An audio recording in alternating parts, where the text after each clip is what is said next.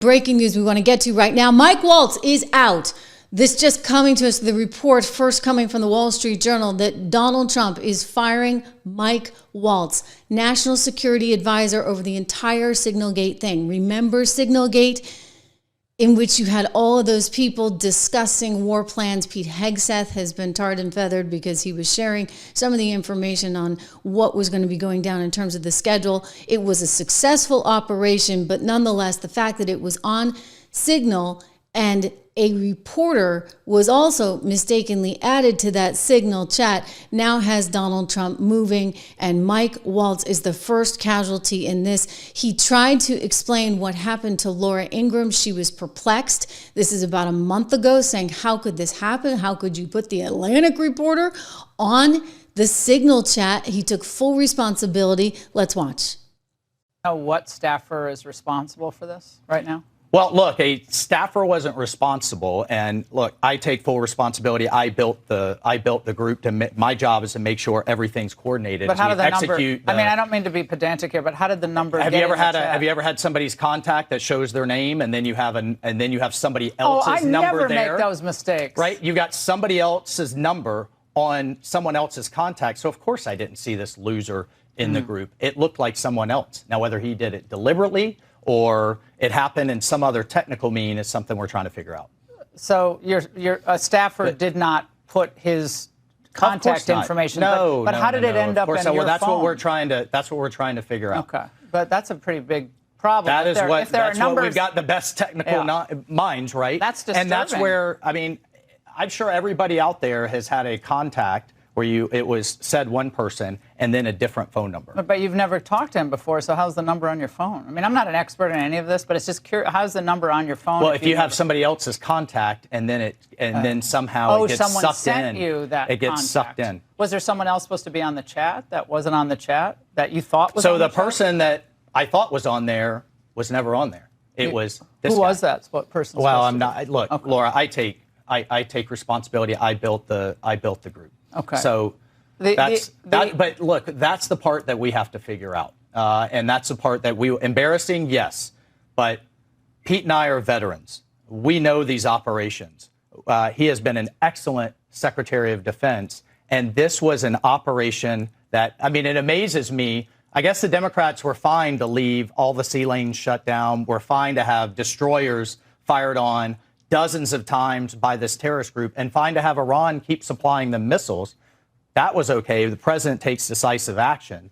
And now we're seeing some real success in taking down their air defenses, opening the sea lanes, taking out their leadership. We don't want to talk about that. We want to talk about this. Now, wow. Okay, so this is a big deal. He's going to be out. I can tell you that he had already ruffled a few feathers within the administration prior to this. Now, I realize the media has been going after Pete Hegseth, and they're really targeting, like he has a target on his back.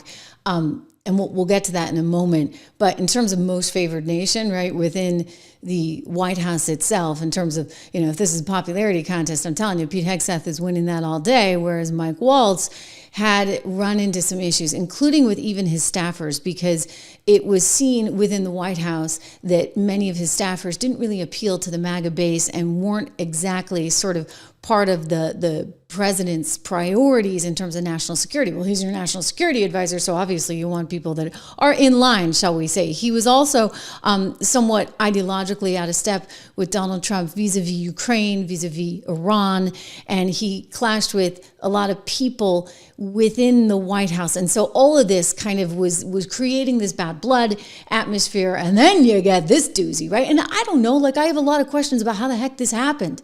Like how did the Goldberg from the Atlantic actually wind up on this? And they conducted an investigation. Apparently in the investigation is suggesting that it really was just human error, and that Mike Waltz or his staff added Jeffrey Goldberg to the thing. So that's a little, again, you're like lacking trust, right? If you already have some suspicions about the staff, if you already have some suspicions that Mike Waltz is not necessarily on board with you or is in sync with you on national security issues, then this is what is going to happen. So now there's talk of who's going to come in. We'll see. We can get to that chapter, I guess, in time, because this is actually just being reported, Donald Trump has made the decision to fire Mike Waltz. I'm not sure why he's not being afforded the opportunity to resign, but maybe they're trying to send a message here. This is a big deal. I mean, he's only been in office about 100 days. This is the first cabinet member to go. Of course, he did fire the NSA chief, but this was his pick. Like, Mike Waltz was his pick, and he's abandoning his pick pretty soon into this. But again, as I say, if you've got a popularity contest going on, Mike was not going to win that. Pete Hegseth is somebody the president trusts. Pete Hegseth has been by his side for years, and he knows that Pete is loyal. He trusts Pete. And so when the media is coming for Pete, he's like, what are you talking about? This happened as recently as the interview he just did with ABC News, where the ABC News reporter, who was basically humiliated in the whole thing, it was actually kind of funny, we talked about that yesterday, went after Pete, remember? One question about Defense Secretary Pete Hegseth. There's a lot of turmoil at the Pentagon right now. There's the Signal chat with his wife on it where he's discussing that attack in Yemen. There's another Signal chat discussing the attack on Yemen. There's a reporter accidentally involved. You said the other day that you had a talk with the secretary. Did you take him to the woodshed? I had a talk with him, and whatever I said, I probably wouldn't be inclined to tell you. But we had a good talk. He's a talented guy. He's young. He's smart, highly educated. And I think he's going to be a very good hopefully a great defense secretary, but he'll be a very good defense secretary. You have 100% confidence in Pete Hegseth? I don't have 100% confidence in anything. Okay? Anything. Do I have 100%? It's a stupid question. Look. It's a pretty important position. No. You don't have 100%. Only a liar would say I have 100% confidence. I don't have 100% confidence that we're going to finish this interview. We will. Funny. No, that should have been the opportunity to get up and walk out and say, yeah, no, actually, we're not. Anyway, this is interesting in that, don't forget Laura Loomer, right? Laura Loomer went down to the White House a few weeks ago. She's kind of a conservative activist that's popular on Twitter. And she met with the president and she questioned the loyalty of some of the people around him. I don't know if Mike Waltz was one of the people that she was questioning. Entirely possible, because again, as I just told you, I think that within the White House circle, within the MAGA base circle, Mike Waltz was not seen as very much as in sync. He was kind of viewed as a little bit more of like a neocon type. And so it is entirely possible that she may have put, something in his ear suggesting that Mike was not the loyal soldier that he needed. I don't think there's any doubt that Pete is absolutely loyal. So he doesn't worry about Pete in that sense. He may worry about him in just that, it's a big job for a young guy who was just on TV, a few weeks ago. And now suddenly you're running the Pentagon. And that's kind of a change of pace.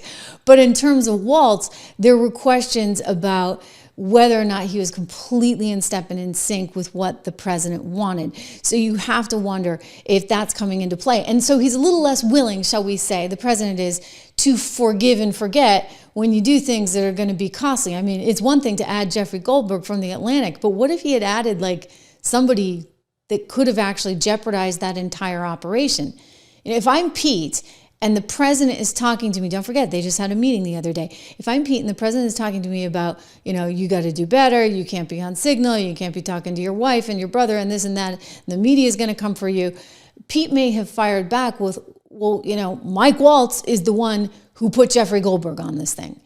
And what kind of sort of mistake was that? Like, that was kind of a real no-go zone.